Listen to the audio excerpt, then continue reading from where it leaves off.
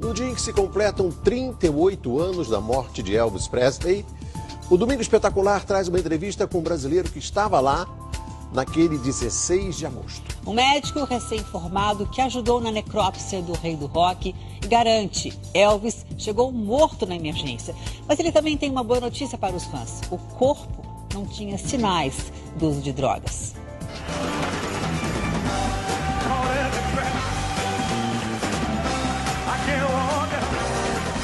O maior astro da história do rock. Um médico brasileiro de 30 anos. No final dos anos 70, os caminhos dos dois se cruzaram de forma inesperada. O doutor Raul Amin comprovou o que uma legião de fãs em todo o planeta tenta negar até hoje. Ele garante, o rei do rock está morto há 38 anos. O Domingo Espetacular veio até Juiz de Fora, em Minas Gerais, para conhecer o único brasileiro que participou do exame de necrópsia no corpo de Elvis Presley. Isso foi em 1977. Agora é aqui, na Santa Casa da cidade, que o médico trabalha. O médico brasileiro Raul Amin fazia residência no Hospital Batista de Memphis, nos Estados Unidos. Ele estudava patologia, uma área da medicina responsável por descobrir diagnósticos de doenças e as causas das mortes. Eu cheguei no escritório lá da secretária de necrópsia, foi quando ela falou comigo, não, você não vai embora não, porque tem uma necrópsia para fazer aí. Eu falei, é.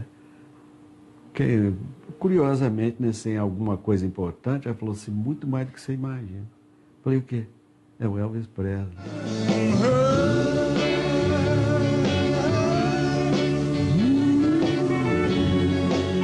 Naquela tarde, Elvis Presley havia sido encontrado caído no carpete do banheiro da mansão dele. Aquele seria o primeiro plantão do ano do Dr. Raul. Um dia inesquecível. Quando ele chegou, viu que ele estava morto.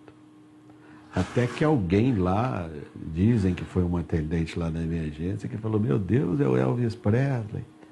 Aí eles foram lá fazer, atender, tentar ressuscitar, mas já estava mesmo morto. As tentativas desesperadas não adiantaram. Em poucos minutos, todas as atenções do mundo estavam voltadas para a sala de necrópsia, exatamente onde o Dr. Raul trabalhava. Tinha muita gente do lado de fora, tinha esses carros de reportagem, desses canais de televisão americana.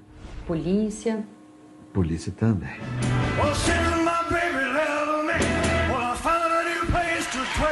Afinal, qual seria a causa da morte do maior astro do rock de todos os tempos? Aquele seria o grande desafio da carreira do jovem médico. Você ficou nervoso? Qualquer pessoa fica, né?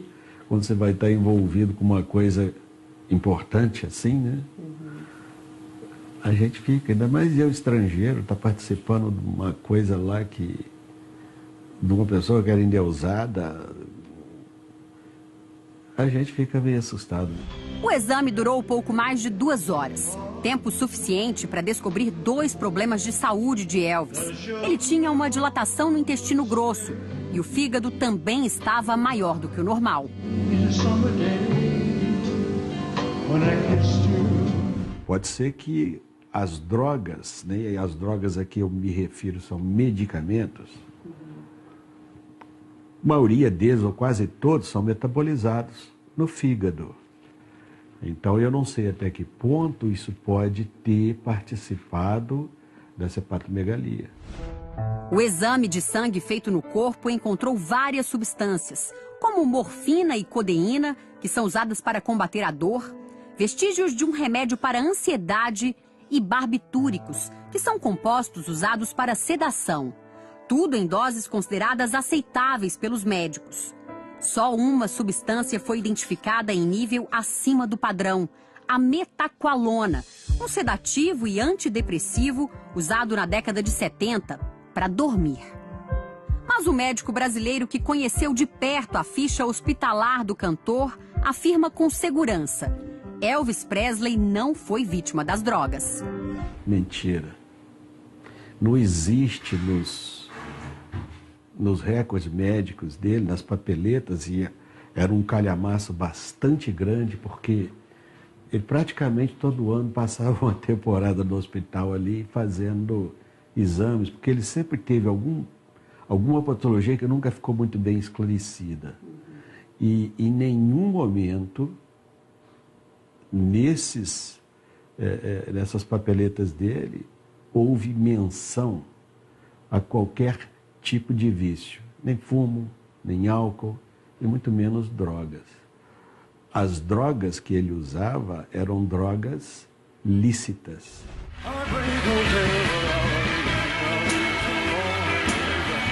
Elvis Presley pavimentou a estrada da fama quando surgiu nos anos 50.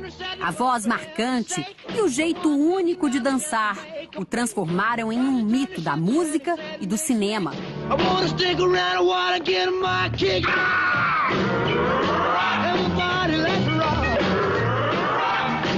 Mas nos anos 70, Elvis Presley amargou de sabores na vida pessoal e começou a ter sérios problemas de saúde, nunca divulgados com clareza. A medicação que tomava à base de cortisona deixava o rei inchado, acima do peso e muitas vezes deprimido.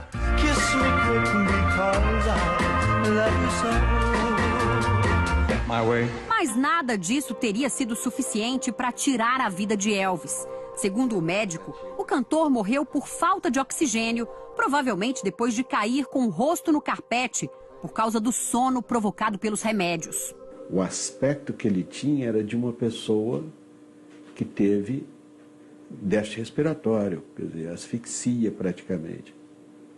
Porque tem um sinal muito característico que é uma coloração mais azulada da cintura para cima, que a gente chama de cianose, e uma tendência a pessoa respirar com a boca aberta, entendeu?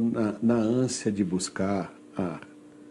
Eu acredito, quer dizer, na minha maneira de ver, a única explicação que eu tenho é exatamente essa, que ele possivelmente morreu por anóxia. Após o exame mais importante de sua carreira, o Dr. Raul concluiu o mestrado nos Estados Unidos.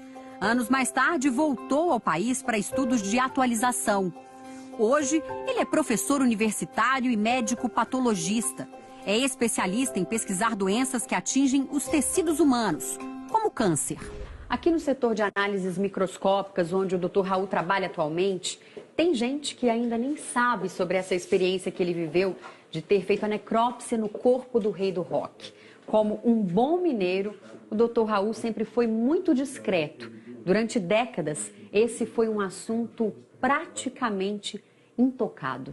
Com o passar do tempo, ficou mais difícil esconder. O brasileiro Raul Lamin é personagem de um livro lançado nos Estados Unidos na década de 90, que conta os detalhes da morte de Elvis Presley.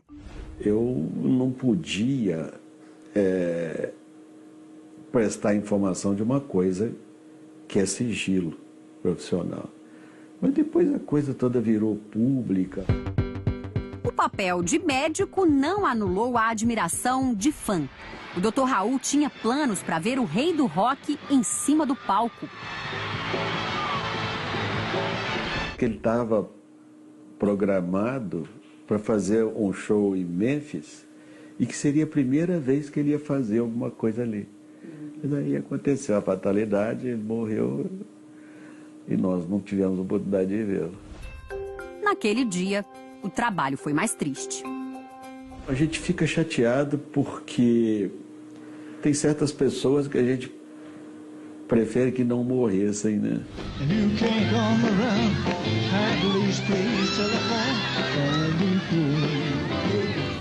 Elvis morreu, mas até mesmo o médico que atestou a morte concorda que o legado do rei do rock continua vivo. Fisicamente ele morreu, mas eu acho que espiritualmente, ou a música dele, não sei se morre, não. Então, o corpo foi, mas a música ficou.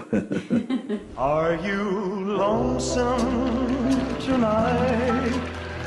Do you miss me tonight?